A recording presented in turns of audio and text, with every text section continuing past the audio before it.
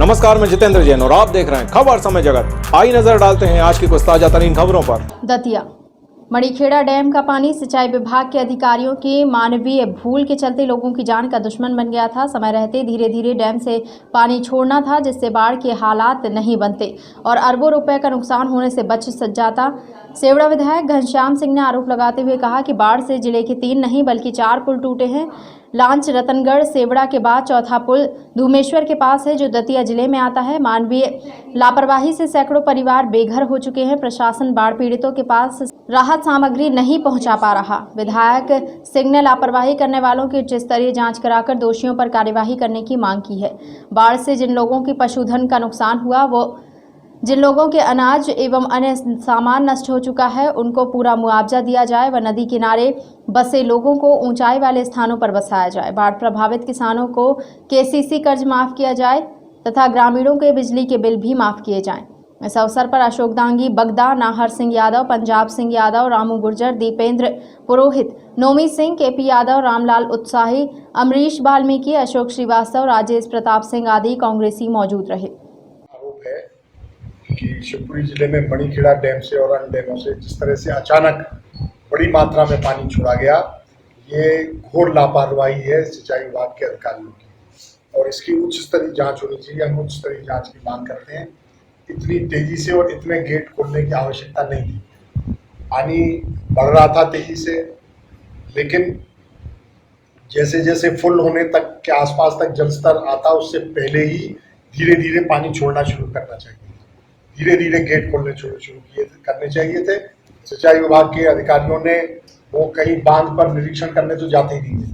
खासतौर से बरसात के मौसम में तो हर आधे घंटे की रिपोर्ट उनके पास आनी चाहिए, या वो खुद निरीक्षण करने जाए वाटर लेवल कहाँ तक पहुँचा है। ये कोई करता नहीं है और इसके कारण से अचानक जब मणिखेड़ा बांध फुल होने लगा तो पूरे के पूरे गेट खोल दिए गए। 10,000 क्यूसेक पानी रात में, पुनः 10,000 क्यूसेक सुबह, फिर और पानी रिलीज किया गया, जो बहुत बड़ी मात्रा है। और इतनी बड़ी मात्रा में पानी रिलीज करना मेरे ख्याल से तो ये आपराधिक कृत्य है सिंचाई विभाग के अधिकारियों पर, आपराधिक लापरवाही है। उनकी लापरवाही के कारण इतना बड़ा नुकसान हुआ है। तो इसकी उच्च स्तरीय जांच होना चाहिए और जो भी दोषी पाए जाए उनके खिलाफ दंडात्मक कार्रवाई हो। दूसरी बात, ऐसा सिस्टम बनाया जाना चाहिए, ऐसा प्रोटोकॉल बनाया जाना चाहिए जिससे ये ऐसी दुर्घटना पुनः न हो। बरसात के समय में वरिष्ठ अधिकारियों की जिम्मेदारी प्रत्येक बांध के बारे में दी जानी चाहिए कि प्रत्येक दिन वे निरीक्षण करेंगे या प्रत्येक आधे घंटे में उसके लेवल की जानकारी उन्हें प्राप्त की जाएगी। ये सारी चीजें होनी चाहिए, एक सिस्टम बनना चाहिए। मानवीय भूल के कारण ये इतनी बड़ी आपदा हो गई। आप देखें, दतिया जिले में भी बहुत बारिश हुई। इस महीने में कभी इतनी वर्षा नहीं होती है जितनी हुई, लेकिन और छोटे मोटे नदी नाले, कहीं पुलियां टूटी क्या? ठीक है, छोटी नदियां, जो छोटे पुल टूटना चाहिए था।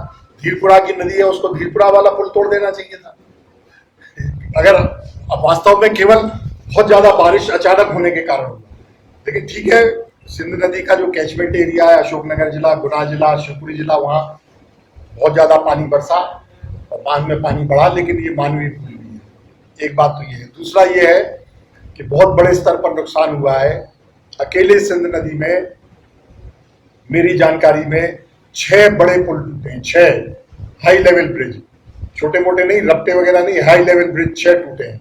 एक तो मगरौनी नरवर मार्ग पर, सबसे पहले शिवपुरी जिले में, उसके बाद दतिया जिले में बड़गोर गांव में, बड़गोर धूमेश्वर के बीच में जो पुल है वो अपने दतिया जिले का ही है। उसकी तरफ बहुत लोगों का ध्यान नहीं गया, वो पुल भी इसमें टूटा है और बह गया है। फिर लांच पर जो पुल था वो टूटा। रतनगढ़ माता मंदिर वाला पुल टूटा। सेवड़ा पे सिंध नदी का पुल टूटा। और एक भिंड जिले में अमायन रौन मार्ग पर इंदुरखी गांव के पास बना हुआ पुल टूटा। और इसमें बाकी तो मुझे जानकारी ज्यादा नहीं है, लेकिन मेरे विधानसभा क्षेत्र में 3 और 1 भिंड में 4 जो पुल टूटे हैं, इनमें से 3 पुल पिछले 10 साल के भीतर बने हैं। लांच वाला पुल तो 2017 में लोकार्पण हुआ था, 4 साल मुश्किल से हुआ। रतनगढ़ माता वाला पुल 2010 या 11 में लोकार्पण हुआ, उसको 10 साल पूरे, 10-11 साल हुए। और इसी प्रकार हमाइन इंदौर रोहन मार्ग पर जो इंदुर्की में सिंध नदी का पुल टूटा है वो भी पिछले 8 साल पुराना है। और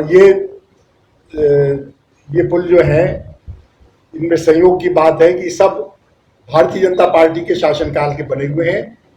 भारतीय जनता पार्टी के शासनकाल के हम लोग हमेशा ही आरोप लगाते रहे कि भ्रष्टाचार चरम पे रहा है, पिछले कार्यकाल में भी, इस कार्यकाल में भी, पिछले 15 साल में भी और अब भी। और हर विभाग में भ्रष्टाचार देखा जा सकता है। वो परिलक्षित होता है इन 3 पुलों की गुणवत्ता पे। ये 3 पुल 10 साल के अंदर टूट गए, तो इसमें कहीं ना कहीं उच्च स्तर का भ्रष्टाचार भी दोषी है। इन पुलों के टूटने की भी जांच होनी चाहिए और इनकी गुणवत्ता की जांच होनी चाहिए और दोषारोपण होना चाहिए। सेवड़ा नहीं, मैं बता रहा हूँ 3 तो बड़े पुल टूटे हैं। इसके अलावा सैकड़ों सरकारी बिल्डिंगें टूट गई। अभी मैं ज्यादा प्रभावित 5-7 गाँव में ही जा पाया हूँ, लेकिन हर गांव में आंगनवाड़ी बिल्डिंग, कहीं पंचायत भवन, कहीं स्कूल भवन, हर जगह बिल्डिंगें टूटी है। तो उसका अपन अंदाज अगर लगाएं सब जगह होंगी तो सैकड़ों की संख्या में। निजी भवन तो बहुत बड़ी संख्या में। 5-6 गांव हमारे ऐसे हैं जो पूरी तरह जलमग्न हो गए थे, सारे मकान डूब गए थे कम से कम 24 से 36 घंटे के लिए। उसके बाद पानी उतरा। उन गाँव में मैं गया हूँ, कुछ गाँव में, कुछ तो नदी उस पार है, वहां जाने का कोई साधन ही नहीं है, बहुत घूम के जाना पड़ेगा। लेकिन जिन गाँव में मैं गया हूँ उनमें अधिकांश मकान क्षतिग्रस्त हो गए हैं, रहने लायक नहीं है। कई मकान तो पूरी तरह ध्वस्त हो गए, कई आंशिक रूप से हुए हैं, उनकी भी मरम्मत की आवश्यकता है। हैंडपंप तक उखड़ गए, टेढ़े हो गए, हैंडपंप टेढ़े हो गए। प्राइवेट बोरवेल थे वो खराब हो गए, कुएं पट गए, कुएं धंस गए। मंदिर बड़ी मात्रा में टूट गए, बह गए। मंदिर, आश्रम, मठ बड़ी संख्या में, सामुदायिक भवन टूट गए। सेवड़ा प्रॉपर में नदी के उस पार मंदिर, मठ और आश्रम है, उनमें से कम मेरे ख्याल से 15-20 तो पूरी तरह बह गए, सामुदायिक भवन तक बह गए। बिजली के ट्रांसफार्मर अधिकांश गांवों में डूब गए। अकेले पाली गांव में 10 पाली गांव, छोटा सा गांव है 200 की आबादी का, 10 ट्रांसफार्मर तो पूरे डूबे रहे 36 घंटे तक। अब उसमें क्या बचा होगा, वो चल पाएंगे क्या? बिजली की लाइनें उखड़ गई, पोल उखड़ गए, केबलें चली गई। कई लोगों ने नदी में मोटरें डाल रखी थी, वो बह गई।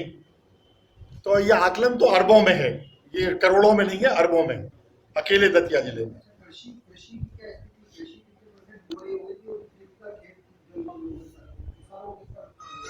किसानों को भी बड़ी संख्या में नुकसान हुआ है, लेकिन मेरे क्षेत्र में धान काफी होता है। धान को नुकसान नहीं है, बाकी फसलों को पूरी 60% नुकसान है। उड़द हो, तिली हो, या और जो भी फसलें बोई गई, बाजरा, ज्वार। हाँ, धान जो डूबी रही, 2 दिन तक डूबी रही, वो भी खत्म हो जाएगी, लेकिन ऐसा थोड़ा कम है। खेतों में बजरी आ गई। मैं कल गया था खैरोना घाट,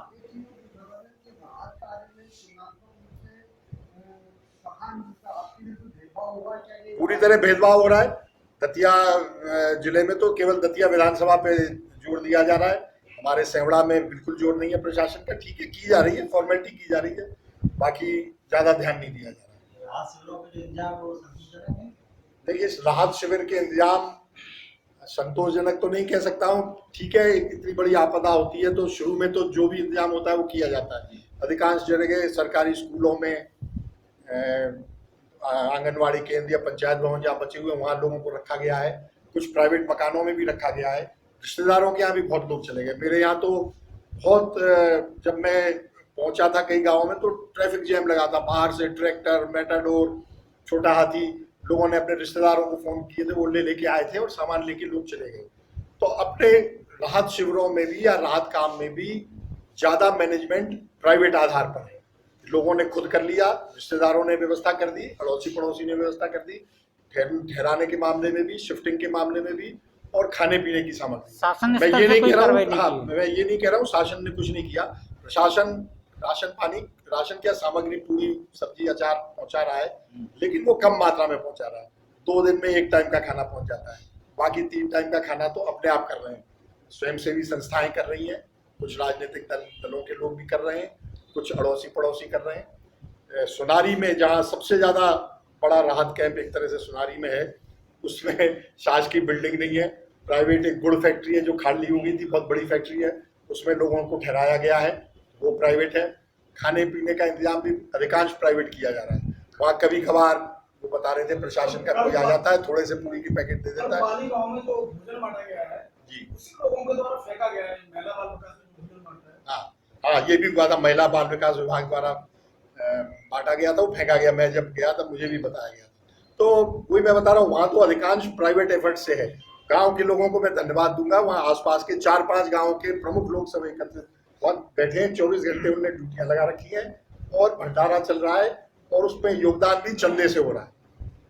तो ये प्रशासकीय जो व्यवस्था है वो बहुत कम है, कम परसेंटेज में, मुश्किल से 10-20% प्रशासन का योगदान है, बाकी स्वयं लोगों का। खबर समय जगत के लिए दतिया से सतीश सिहारी की report. For latest news, subscribe to our channel and press the bell icon.